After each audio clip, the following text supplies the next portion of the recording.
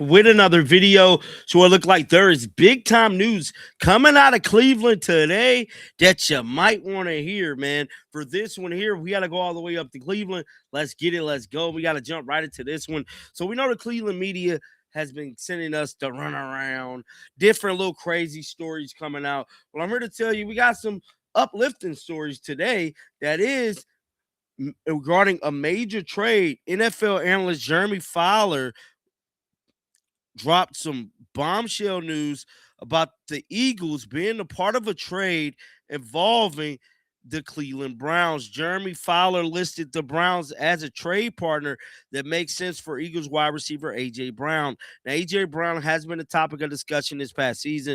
A lot of people feel like he didn't give it his all. He was looking kind of run down a little bit. Now, with that being said, we know Jerry Jeudy looked at horrendous. The Browns need a number one target option. Now, reports were starting to come out that they was going to rock it out with Jerry Jeudy. Well, I'm here to tell you that might not be the case, man. It's been reported that Jeremy Fowler offered Eagles get 2026 first-round pick, number 24. Browns get A.J. Brown. Why this deal makes sense? The Browns have two first-round number 6 and 24 picks after Travis Hunter trade in 2025. They could use number 6 on an offensive lineman and send number 24 to the Eagles in exchange for Brown. This would immediately upgrade new head coach Todd Monken's offense, giving the passing game a fighting chance alongside Jerry Jeudy. The total wide receiver room racked up 1,400 yards in 2025, which was, I believe, was last in the entire NFL, man. The Browns had one of the worst wide receiver rooms in the entire NFL. Now, Rizzo talked about this on ESPN Cleveland. Like, you want A.J. Brown? No. Would you take him? No.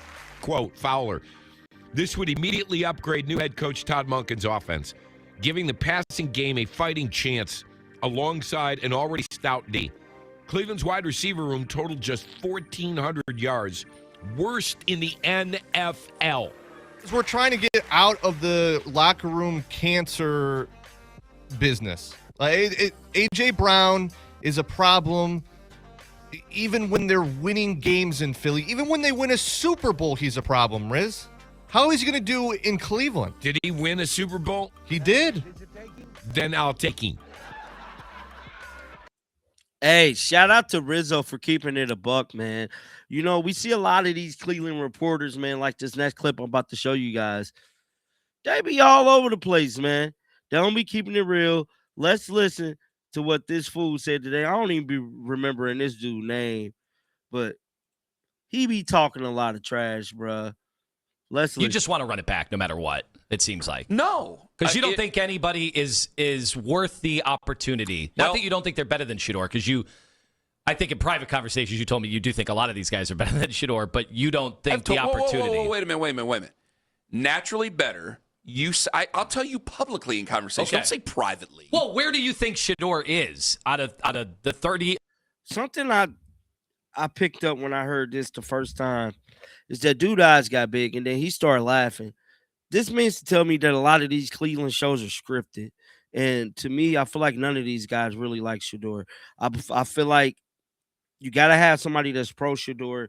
You got to have somebody that's not pro Shedeur to make it make sense, at least in their eyes, for as them doing their daily show. Me personally, I'm starting to think none of these guys like Shedeur. Rizzo been authentic the same way. Him, a couple other guys, man, that came on the fence later on. But we got to watch those guys too, man. A lot of these guys in Cleveland are wishy-washy as hell. It's really hard to report on this. It's really hard to gauge, which I get it. Y'all got y'all favorites. Rock out with y'all. You know what I'm saying? But me, for one, if Shedeur lead today and tomorrow, I'm out of here and I'm going wherever Shedeur go. A lot of these guys ain't going to be able to do that same notion. They stuck where they at. They showed their true colors, and they're going to have to wear it. Let's finish listening. The 62 quarterbacks that started last year. Name names right now, and I'll ask you available names, and I'll tell you whether or not they're better Mac than Jones. Shedeur. Better than Shedeur. C.J. Stroud. Better than Shedeur. Kyler Murray. Shedeur. Look, Shedeur. he know he lying. He know he lying. He know he lying. Look at how he looking. He know just the other day or 10 minutes before they came on the air. Look at him. He know he lying. What?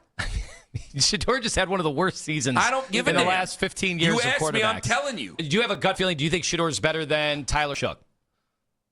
I don't think Tyler Shook is the answer. No, I didn't ask that. I just said who's better right now. Well, right now? Yeah. I guess I have to say Tyler Shook, right? Yeah, you would. Okay. So what's the issue? Jackson Dart or Shador? Jackson Dart has played better. No, I didn't But ask that. I don't think I that said who's better. Hold on. It doesn't sound like you truly believe Shador is better than these guys. Wouldn't Shador go last? You're going to give me of all the guys we've you mentioned? are going to give me hypotheticals until I say what you want me to say, and I'm not going to do it. Because I'm trying to assess where you truly believe. And I'm trying to live in reality. I'm trying to live in reality. Because if you think that I think that Shedeur Sanders is the answer to all our prayers, I've never said it, and I won't. And it doesn't sound like it. Now, this is a clip about Wyatt Teller here. Guys don't know Wyatt Teller did lead the Browns. And this has been my criticism here. Andrew, when you meet him, is very warm and a very nice guy. And I am so confused by a guy who seems to have really who is really good at relationships. Really, really good. And then when it comes to actually what makes a locker room tick, it seems to be so lost. Like everything is up on the board, and then when you actually put it in practice in the locker room, it ends up most of the time blowing up in our faces over these last 6+ years. Because I go back to this and I think, all right, you brought back Jack Conklin. I could see why you brought back Jack Conklin a couple of years ago. The market was the market. Are you going to get much better than the market? Okay. But how has it ended with Jack Conklin? It's ended with a little bit of bitterness that you and I know a little bit more about than what we're willing to put on. Are willing to let out. So there's a bit of bitterness there, right?